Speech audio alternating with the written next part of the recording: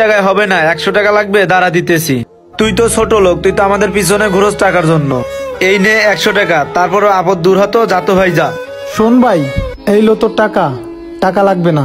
আর একটা কথা বলি, তোদের তো বাবা পয়সা আছে, তাই তোদের টাকার অভাব নাই। আমার তো বাবা নাই, এই জন্য আমার টাকার অভাব। আর আমি এখনো পর্যন্ত কোনো চাকরি পাইতেছি না, এই জন্যই তোদেরকে একটু ডিস্টার্ব করি। তোরা যেখানে যাস ওইখানে যাইতে চাই। আচ্ছা ঠিক আছে, আমাকে নিয়ে যখন তোদের এতই সমস্যা, তাহলে আজকের পর থেকে তোদের সাথে আমি আর আসবো না। ঠিক আছে, আমি আসলে যখন তোদের সমস্যা হয়, তাহলে আমি আর আসবো না। তোরা ভালো থাক।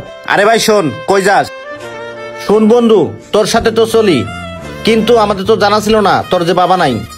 আচ্ছা বন্ধু, যাওনের হয়েছে, এসব বাদ দে। আচ্ছা বন্ধু, আমরা না বুঝা তোর অনেক কথা বললে ফেলাইছি, তুই মনে কোনো কষ্ট নিস না বন্ধু। ঠিক আছে, আজকের থেকে সবাই একসাথে চলাফেরা করব। বন্ধু, তুই যখন আমাদের সাথে চলাফেরা করতেছস, তাহলে তোর যত খরচাপাতি আছে সব আমরাই বহন করব, তুই কোনো চিন্তা করিস না।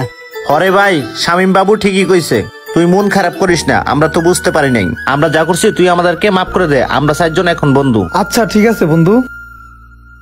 বন্ধু মানি ভুল বোঝাবুঝি হবে, বন্ধু মানি ভুল শুধরে আবার বুকে টেনে নিবে। তো ভিডিওটা দেখে আপনারা কি শিখলেন সবাই একটু কমেন্টে জানিয়ে যাবেন প্লিজ।